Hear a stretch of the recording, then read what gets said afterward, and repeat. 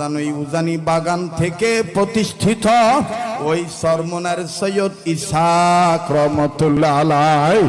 এই সৈয়দ ইসাক রহমতুল্লাহ আলাইহির জীবনী খুললে পাওয়া যায় প্রত্যেকটা দিন বিকাল বেলা সূর্য ডোবার আগে কবর দেখে এমন ভাবে চিল্লা চিল্লা কাঁদতেন আর কাঁদতেন আর বলতেন, আল্লাহ এই কবরে না জানি আমার সাথে কি ব্যবহার হবে। মুসলমান, এইভাবে আমাদের আকাবির আসলাফ বুজুর্গরা কাঁদতেন।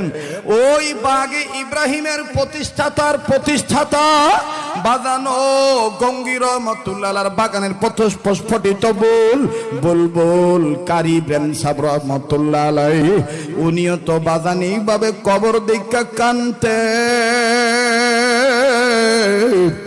এ যুবক, কেন তোমার কান্না আসে না? বাজান এই কান্না কাটিটা উনি শিখছেন ওনার পীর মুর্শিদ কুতুবুল আলম রশিদ আহমদ গঙ্গি রহমতুল্লাহর কাছ থেকে। রশিদ আহমদ গঙ্গি রহমতুল্লাহ আলাইহি এমন কান্না কানতেন, গোলাম দেখেন কারে বলে, রশিদ আহমদ গঙ্গি রহমতুল্লাহি আলাইহি প্রত্যেকটা দিন আমার বন্ধুরে কবরের চিন্তায় মৃত্যুর প্রস্তুতি নিয়ে